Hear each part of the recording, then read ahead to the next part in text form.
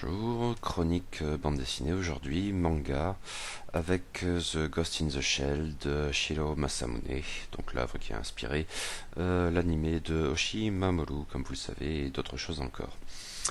Mais je dois avoir un souci. Je n'ai jamais compris le culte autour du Ghost in the Shell d'Oshii Mamoru, adaptation animée du manga éponyme donc de Shiro Masamune, qui va nous intéresser, enfin faut voir, aujourd'hui. Mais il est vrai que je l'ai vu une fois seulement et il y a bien longtemps de cela. Comparaison n'est pas raison, mais à l'époque, le dessin animé est sorti en 1995, mais je ne crois pas l'avoir vu avant l'an 2000, il me semble qu'il était plus ou moins inévitable d'envisager l'anime d'Oshii au prisme d'un prédécesseur plus que notable, l'Akira d'Otomo Katsuhiro, adaptant pour l'écran son propre manga légendaire. Or, si je n'ai lu intégralement et dans de bonnes conditions la BD originelle que tout récemment, j'ai vu et revu le dessin animé d'Otomo des dizaines de fois ces 20 dernières années. C'est un immense chef-d'œuvre, une baffe colossale en son temps, dont je ne me suis toujours pas remis, chaque revisionnage étant en fait une nouvelle occasion de me reprendre la dite baffe colossale. Alors, devant les éloges adressés à Ghost in the Shell, je m'attendais à quelque chose de différent sans doute, mais d'au moins aussi fort, voire, laissait entendre certains encore, d'encore meilleur. Ma déception n'en a été que plus douloureuse. Je suppose que, techniquement, c'était assez irréprochable, oui.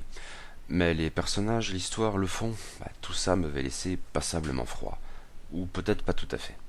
Je crois qu'il y avait aussi une part d'agacement, et que le visionnage d'autres films d'Oshii, Avalon en tout cas, a pu susciter également l'impression que le réalisateur, très content de lui, prenait la pause en usant délibérément d'une narration hermétique et d'effets de réalisation certes très jolis, mais avant tout tape à l'œil.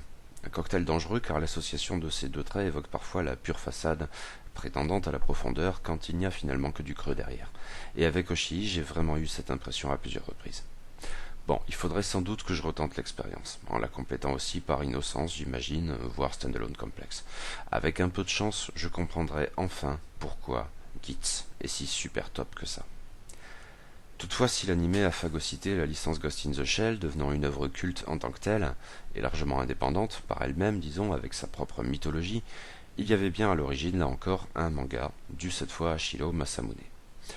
Un nom qui ne m'était pas totalement inconnu à la base, car dans mes souvenirs de l'époque bien lointaine, où Glénat commençait à publier des mangas en France, avec des choses aussi cruciales qu'Akira, d'Otomo Katsuhiro, d'abord et avant tout, ou un peu après Gunm de Kishiro Yukito, un autre titre SF avait la faveur du public français, découvrant la chose, et c'était Appleseed, du dit Shiro Masamune. Sauf que cette BD ne m'avait quant à elle vraiment pas laissé une impression favorable. Je n'en retenais pour l'essentiel que des héroïnes à gros nichons, ce qui me navrait alors même que l'adolescence m'infligeait ses fantasmes les plus moites et inavouables, et des mechas qui se fritaient, bim bam boum, dans des récits cyber lourds et souvent confus, alors même qu'il ne s'y passait guère plus que du bim bam boum. Pareil souvenir ne signifie pas forcément grand-chose. Je me suis pris une vingtaine d'années dans la gueule depuis, et mon point de vue a amplement eu le temps d'évoluer. Mais cette réminiscence n'était tout de même pas très engageante. Je n'avais certainement pas l'impression d'une BD intelligente, comme on dirait un peu plus tard de Ghost in the Shell, l'anime s'entend, qu'il s'agissait d'un film intelligent. Car voilà, aux sources du film plébiscité d'Oshii Mamoru, il y avait bien un manga de ce Shiro Masamune, prépublié en 1989-1990, puis rassemblé en volume au Japon en 1991. Et The Ghost in the Shell avait également eu droit à une traduction française en 1996, après la sortie du film donc, mais sur le mode bâtard assez typique alors de l'éditeur, empruntant à l'édition américaine de la BD et sous la forme d'un grand format cartonné avec sens de lecture occidental. La récente sortie de l'adaptation américaine live de Ghost in the Shell, qui a fait jaser, mais n'étant pas fan de l'anime et n'ayant pas vu le nouveau film, je ne peux certes pas prendre part au débat, a tout naturellement fourni un bon prétexte à Glénat pour republier le manga culte dans une édition plus respectueuse. Entreprise qui a visiblement sa faveur en ce moment puisque sont aussi ressortis dans ces conditions Akira et Gun. Plus exactement, c'est en cours. Et comme Ghost in the Shell, en manga comme en anime, c'est un peu l'œuvre de tous les superlatifs, on parle ici en toute simplicité de Perfect Edition. Le manga de Shiro Masamune se décline en 3 tomes, en fait 3 BD différentes mais complémentaires, respectivement intitulées The Ghost in the Shell, la BD originelle compilée en 1991, Ghost in the Shell 2 Man-Machine Interface et Ghost in the Shell 1.5 Human Error Processor. Ces deux derniers volumes rassemblant des éléments publiés entre 1991 et 1997. La réédition des 3 tomes est au programme de Glénat, mais je m'en tiendrai ici au premier, à Gitz à proprement parler, et à vrai dire, vu ce que j'en ai pensé, il est peu probable que je m'inflige les 2 autres et en traite un jour sur ce blog. Il s'agit donc d'une Perfect Edition, ce qui va plus loin que le simple respect du format original, en y incluant le nombre de volumes. Nous avons ici un unique tome, il y en avait 2 dans l'ancienne édition française, et du sens de lecture japonais, merci, ou encore le sous-titrage de nomatopée autrement laissé tel quel en katakana, même si ces divers aspects sont bien sûr fondamentaux. Cela va aussi plus loin a priori qu'une nouvelle traduction, hélas guère convaincante. En fait, je n'en sais rien. Je ne sais pas ce que ça donnait avant en 1996, et je suis incapable en l'état de dire si la mocheté consternante du texte, flagrante, et son caractère ésotérique sans pertinence, doivent être imputés à une traduction déficiente ou à des défauts inhérents à l'œuvre originelle. Mais je penche pour cette dernière possibilité, et concède à la traductrice qu'il n'est guère aisé, et éventuellement pas dans les attributs du traducteur, de rendre beau et fluide ce qui ne l'est pas à la base, et de rendre compréhensible aux autres des choses que l'on ne comprend pas soi-même, pour la bonne et simple raison qu'elles sont de toute façon incompréhensibles de manière générale dans le bouquin initial. J'y reviendrai. Perfect Edition donc. Cela signifie, semble-t-il, que cette édition a été conçue avec la collaboration active du mangaka, d'où certains choix éditoriaux. Ainsi de cette jaquette, devenue courante dans l'édition francophone de manga, mais qui a ici pour originalité de reprendre exactement celle de la BD japonaise, tout particulièrement dans ses rabats, comprenant l'avertissement et préface de l'auteur, et qui ont donc été laissés ici en japonais. La traduction nous est certes fournie, mais en toute fin de volume, ce qui n'est pas sans poser problème, si ça se trouve, j'y reviens bientôt. Notez aussi que ces divers paratextes de l'auteur datent de l'édition en volume originelle de 1991. Pas de retour sur l'œuvre post-adaptation par Oshii, etc. donc. Mais d'autres aspects sont peut-être plus problématiques. Un notamment, une caractéristique marquée de la série, ou même semble-t-il plus largement du mangaka, l'emploi de très nombreuses notes de bas de page, expression pas très bienvenue car ces pavés de texte se trouvent partout en fait, dans tous les caniveaux. Ces notes de bas de case, disons, c'est semble-t-il une chose à laquelle Shiro Masamune tient particulièrement, et qui ne facilite guère la lecture de la BD, qui en retire quelque chose de lourd et oppressant. Dans son avertissement, qui du coup n'apparaît en français qu'à la toute dernière page de la BD, c'est ballot, l'auteur déconseille de lire ces notes au fil de la découverte du manga car cela affecterait forcément le rythme de la narration. Putain, c'est peu dire, hein. Mais quoi, relire la BD pour prendre en compte les notes que j'ai fini par laisser tomber, pour des raisons que je détaillerai plus tard? Et puis quoi encore, j'en ai déjà assez chié avec la première lecture. Ajoutons cependant que cette Perfect Edition se montre plus ou moins indécise dans la gestion de ses notes, en conservant parfois le texte japonais minuscule, mais en le sabrant le plus souvent, et en employant par ailleurs en français une police pas le moins du monde typé BD qui contraste avec le reste de la planche. Je ne dis pas que c'est malvenu, mais pour le coup l'effet est assez différent de celui produit par la version originale japonaise. Une dimension appréciable par ailleurs de cette Perfect Edition concerne la part assez notable de planches en couleur.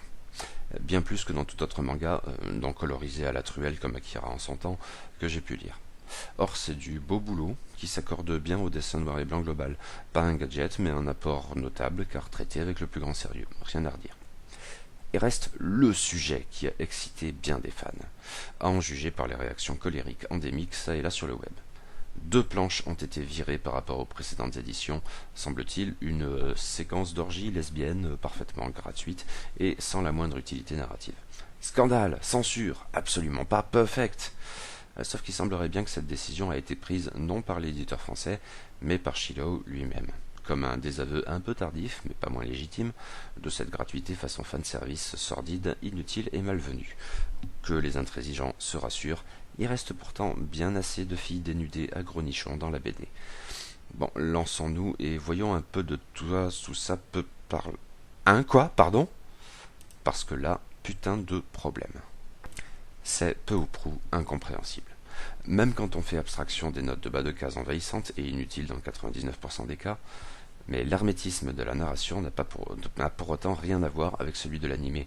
Si Oshii Mamoru pouvait perdre son lecteur, pour autant que je m'en souvienne, en disant guère, Shiro Masamune, lui, en disait parfois beaucoup trop et sans vraie pertinence. Ceci est presque paradoxalement, d'autant plus que les premières pages nous plongent sans préavis dans une sorte d'actionneur bourrin au possible avec des fusillades et des explosions dans tous les sens.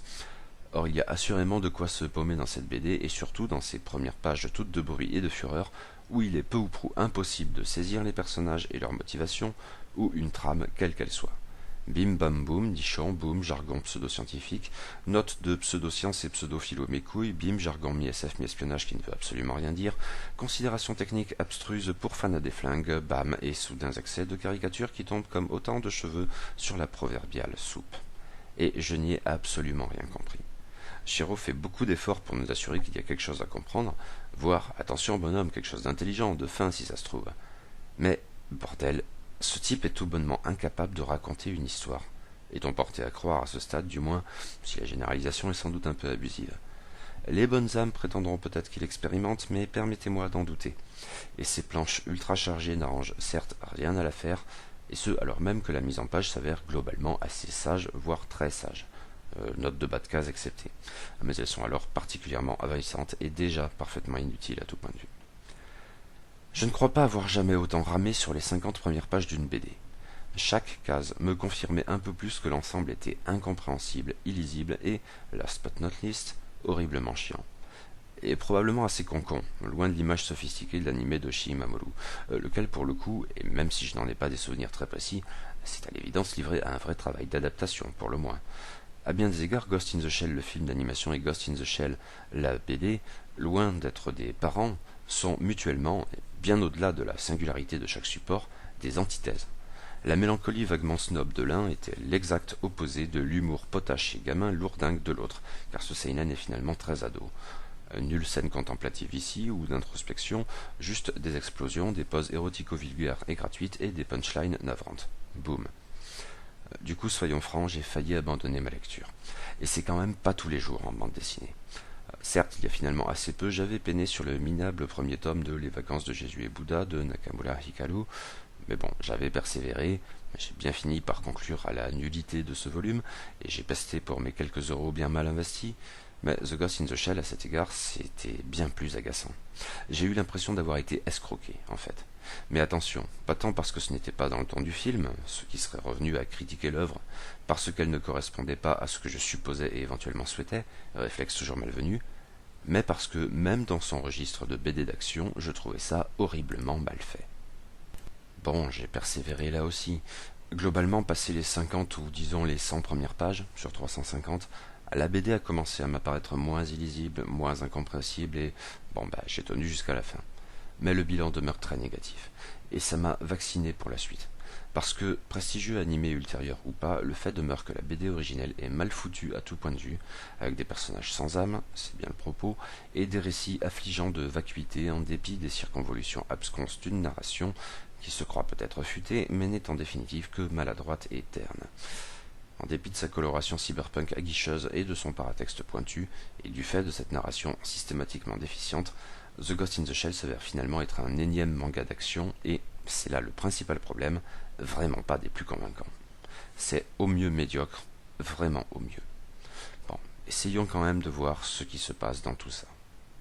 La quasi-totalité des héros de la BD sont affectés à la section 9, une sorte de brigade policière d'élite, louchant, ou même un peu plus que cela, sur l'espionnage et la barbouzerie, dans un Japon futuriste mais pas si éloigné vers 2030. Je reviendrai sur le cadre par la suite. Elle a pour champ de compétence la criminalité technologique de pointe, disons. Le patron de la section 9 est un certain Aramaki, une sorte d'hyper-espion faussement bureaucrate, nabot très sec et d'une discipline carrément militaire. Son faciès simiesque, bien vu pour le coup, le rend immédiatement reconnaissable. Un atout de la BD, bien plus globalement, mais pas sans corollaire, et j'y reviendrai. Ça n'en fait pas forcément un personnage très intéressant pour autant, dans la mesure où il est une collection ambulante de clichés du patron d'agence d'espionnage. Mais admettons. Les véritables héros de la BD sont cependant les agents sous ses ordres, et s'ils ont été repris dans l'anime d'Oshii Mamoru, ils n'ont pas toujours grand-chose à voir avec ses déclinaisons plus tardives. Le film est clairement focalisé, pour autant que je m'en souvienne, sur le personnage de Kusanagi Motoko, qui se fait appeler, sans forcément avoir de vraies raisons protocolaires, le Major Kusanagi. La cyborg au corps féminin est sans doute aussi la principale héroïne de la BD, d'où les honneurs de la couverture et une place non négligeable dans les épisodes. Mais elle n'est finalement pas si mise en avant que cela. Certes, elle joue le rôle d'officier de terrain dans les opérations de la section 9 et dispose peut-être, très éventuellement, d'un surplus de charisme inaccessible à ses sous-fifres, sans doute localisé dans son improbable chevelure à faire s'évanouir Dick Rivers. Mais je crois que les ressemblances s'arrêtent là. Ceci étant, mes souvenirs du film de Oshii Mamoru étant pour le moins flous, je me trompe peut-être totalement. Mais disons que j'avais le souvenir d'un personnage assez froid et mélancolique, si très efficace dans sa partie. La BD ne donne pas vraiment cette image. Kusanagi y est expansive et blagueuse, colérique et indisciplinée, mais à la manière d'un cliché sur pattes, et certes pas portée sur l'introspection ou la contemplation. En fait, elle n'est qu'une cyber-héroïne comme une autre, sans la moindre personnalité, et c'est bien le souci. À tout prendre, elle n'est que l'association de 2 ou 3 codes du genre plus ou moins habilement dissimulés sous sa conséquente paire de seins. Et il en va de même de tous les autres personnages récurrents, ainsi et surtout de Batu, ou Bato, qui est encore plus éloigné de son adaptation cinématographique que le Major Kusanagi.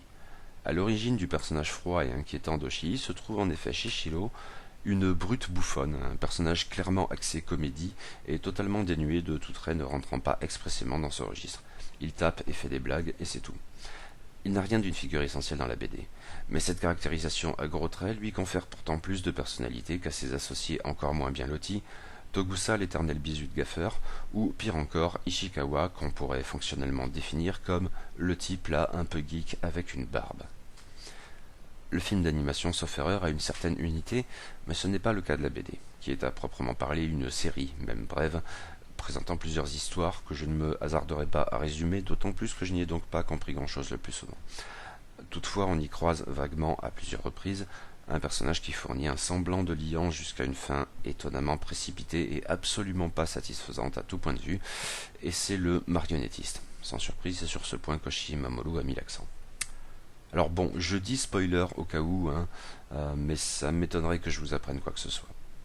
Le marionnettiste est d'abord présenté comme un antagoniste comme un autre, peut-être un peu plus malin que la moyenne, ou moins en fait, parce que son arrogance pourrait bien lui coûter cher. Il est alors un hacker au-dessus du lot qui fait mumuse en trafiquant aussi bien des corps cybernétiques, disons des shells, que des ghosts, l'âme ou l'esprit, disons, sans doute un peu plus compliqué que cela, ou ça devrait l'être. Les ghosts donc qui s'incrustent dans ces coquilles. Bien sûr, les deux termes du titre sont polysémiques, et cette description s'en tient au niveau le plus basique des deux notions, la BD ayant probablement pour objectif d'en dégager davantage. Mais en fait, le marionnettiste n'est pas un simple pirate, même particulièrement doué. Il est une sorte d'intelligence artificielle associée à un phénomène d'émergence, apparu spontanément dans le réseau et doté d'une conscience. De l'émergence, nous passons donc grosso merdo à la singularité. Et pour le coup, le marionnettiste ne s'avère pas d'un vulgaire antagoniste, mais quelqu'un qui a pour but, bien loin de s'opposer au Major Kusanagi, de s'unir à elle, de fusionner avec sa personnalité de femme et de cyborg. Hélas, pour la pire des raisons. Le destin, sans déconner. Même en 1989-1991, ce personnage n'avait pas forcément grand-chose de bien original. En fait, il est d'emblée lié au mouvement cyberpunk littéraire, et on pourrait renvoyer au Câblé Plus de Walter John Williams, ou bien sûr au Neuromancien de William Gibson. Tandis que la thématique cyborg parallèle, louchant sur le transhumanisme, évoque éventuellement des choses telles que Schismatrice de Bruce Sterling. Mais je reviendrai immédiatement après sur l'inscription de la BD dans le registre cyberpunk. Pour l'heure, ce qui me frappe, c'est le vide autour du marionnettiste, car il est le seul antagoniste à avoir un minimum de présence, paradoxalement, et vraiment un minimum pour le coup. En fait, en tant que tel, il n'est absolument pas intéressant. Mais autour de lui, des espions cyniques, des politiciens corrompus, surtout eux en fait, quelques communistes russes pour le principe et quantité de spires larbins jetables. Le vide. Ce qui n'est peut-être que justice. En face, en mettant à part Aramaki, il n'y a donc guère que la bien terne Kusanagi. La fusion des deux personnages ternes coule alors de source, mais sur le plan narratif, ils n'en ressortent pas grandis, peut-être parce que leur environnement est tellement inexistant que nous n'avons pas de critères de référence. En 1989-1991, je suppose que l'on en était encore au pic de créativité du mouvement cyberpunk. À titre d'exemple, Neuromancien de William Gibson n'était paru qu'en 1984 et Câblé de Walter John Williams en 1986, année également de la parution de l'anthologie manifeste Mozart en verre miroir concoctée par Bruce Sterling, dont le roman Schismatrice datait de 1985, mais ce n'est sans doute pas tout à fait l'image que l'on a généralement du cyberpunk. Et d'une manière ou d'une autre, ce sous-genre de la SF avait alors quelque chose d'inédit, même en empruntant le cas échéant à des précurseurs notables tels Dick ou Brunner, et de terriblement enthousiasmant, dans une culture populaire hors littérature qui commençait tout juste à s'en accaparer les codes. Le genre serait éventuellement ringardisé plus tard, mais il avait encore le temps de produire des choses très appréciables, incluant Snow Crash de Neil Stephenson ou la trilogie du pont de William Gibson, œuvre postérieure et parfois largement au manga de Shiro Masamune. À cet égard, The Ghost in the Shell est sans doute davantage qu'une BD de son temps, en adaptant la matière cyberpunk en manga. Je suppose qu'elle avait bel et bien de l'avance sur le tout venant. Le fait est que la BD manipule, hélas maladroitement, des notions enrichissantes dans leur complexité, allant au-delà de la pure quincaillerie cyberpunk, pour toucher à quelque chose de plus essentiel au registre, dans la définition de l'humain comme dans le questionnement des possibles phénomènes d'émergence associés à la prolifération d'un réseau informatique mondial, anticipant clairement, pour le coup, sur l'évolution rapide et la démocratisation accélérée d'Internet. Plutôt un bon et même un très beau point, donc. La BD ose même quelques aperçus de la dimension économique et sociale centrale dans le cyberpunk littéraire, mais souvent négligée dans les variations avant tout esthétiques du sous-genre, hacker en ersatz de Robin des Bois et guerre des gangs à l'ombre des tours de verre des mégacorpos. Le manga n'a de manière générale rien de révolutionnaire, eu égard à l'histoire de la SF, mais j'imagine qu'il a pu contribuer à démocratiser des thèmes déjà entrevus ailleurs, peu auparavant. J'imagine aussi que le film d'Oshii Mamoru, plus tard, y a également contribué, et peut-être avec davantage d'impact, alors même que ces thèmes, en 1995, commençaient peut-être justement à avoir quelque chose d'un peu convenu, et l'esthétique cyberpunk à sentir un peu le sapin. Pour l'heure, rien à reprocher, à cet égard, à The Ghost in the Shell. Bien au contraire même. Hélas, la BD de Shiro Masamune est loin de se montrer toujours aussi pertinente, et la quincaillerie cyberpunk y a également sa part. Et bien vite saoulante, dans un récit de techno-thriller, ou plutôt une succession de récits dans ce registre, où courses-poursuites, fusillades et explosions ne laissent guère de place à la réflexion d'ensemble. Et rien que de très banal ici, un simili techno-porn pour fanats des flingues, et autres dérivés de méca sans âme, y a ou pas, qui pour le coup date peut-être un peu. Difficile devant les Fuchikoma ou think tanks, ouch, de ne pas penser aux véhicules blindés semi-autonomes du colonel dans Akira à titre d'exemple. Corollaire de cette quincaillerie moins convaincante, graphiquement, l'univers décrit manque un peu de chair et de personnalité.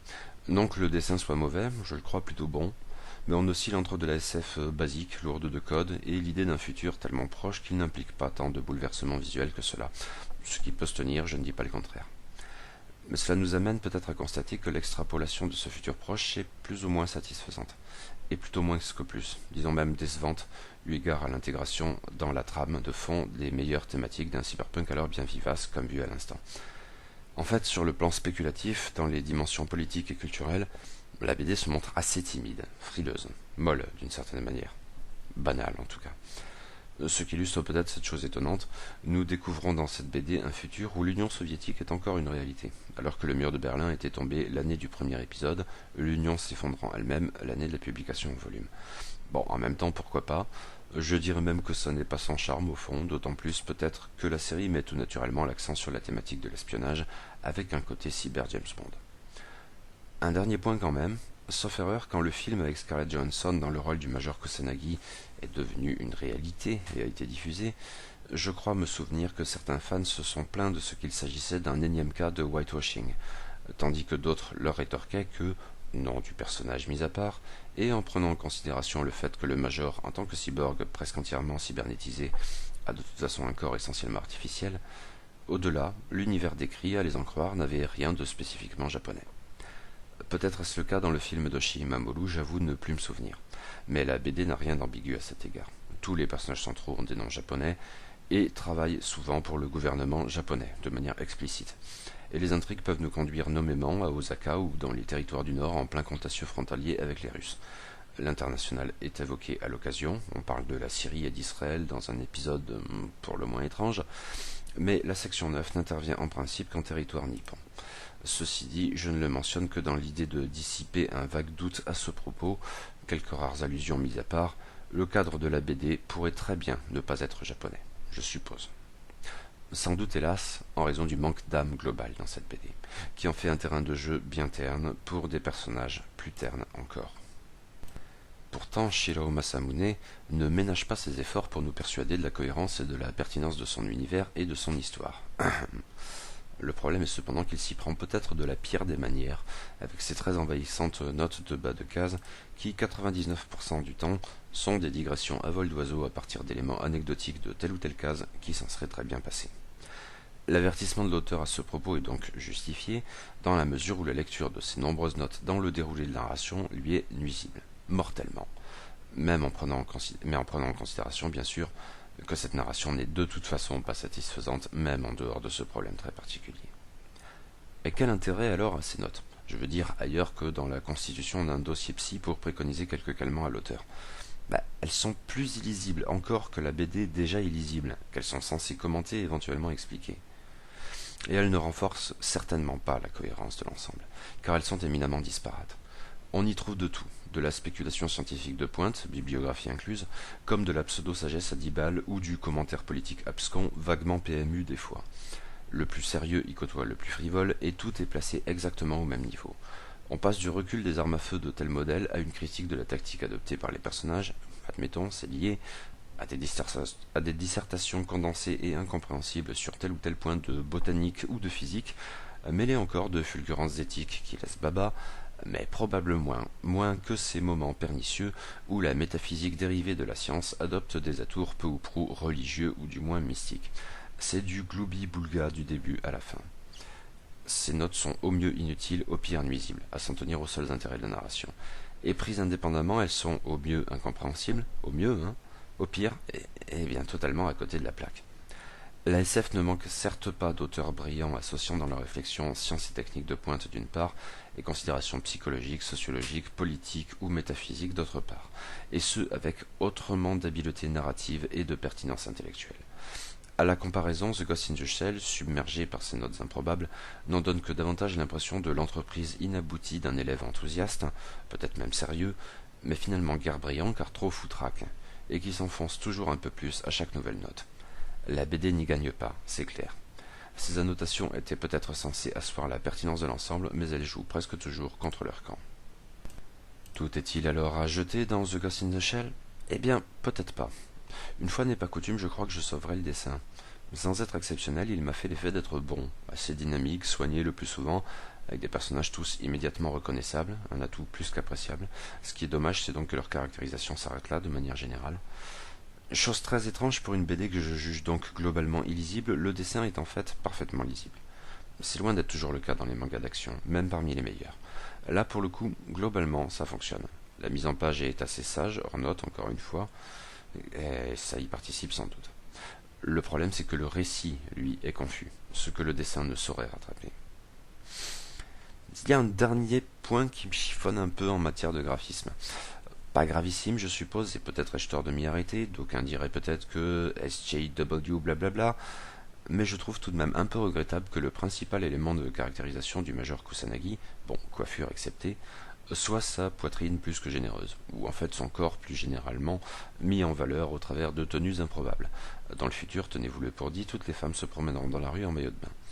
Et de poses sans doute censément érotiques, mais plus vulgaires qu'autre chose, la conjonction de l'imaginaire fantasmatique d'un ado débordant de foutre avec l'élégance d'un poster de camionneur, mes excuses aux routiers, qui sont sympas et ne méritent pas ça. Le point de non-retour est atteint avec les infirmières cybernéticiennes, aux fonctions assurément très techniques, mais qui sont systématiquement dévêtues comme autant de bunnies échappés d'un numéro spécial de Playboy consacré au fantasme hospitalier. Ado, ça m'aurait peut-être plu, mais je crois que d'une manière ou d'une autre, et aussi improbable que cela puisse paraître, j'ai passé l'âge. Et je trouve ça un peu navrant. La bronca sur l'orgie lesbienne censurée ne m'en paraît que davantage risible du coup, et les préventions de Shiro Masamune à ce propos, bon. Ouais, voilà. Le manga culte s'avère illisible. L'œuvre profonde, une bourrinade de plus. Shiro Masamune ne sait pas raconter une histoire et ses personnages sont tous plus creux les uns que les autres. La vulgate cyberpunk aurait pu attirer ma sympathie, mais la confusion foutraque de l'ensemble m'en a éloigné, et l'ensemble est d'un ennui mortel. J'ai horriblement peiné sur les 50 ou 100 premières pages et survécu par je ne sais quel miracle au reste, mais pas au point de souhaiter continuer l'expérience douloureuse avec les 2 tomes suivants. Au final, The Ghost in the Shell est donc une BD au mieux médiocre, sans doute bourrée de bonnes intentions, mais d'une exécution tristement déficiente. Je suppose qu'il me faudra quand même revoir l'animé de Mamoru. Le manga étant ce qu'il est, par contraste, il n'est pas impossible que j'en ressorte avec un avis nettement plus positif.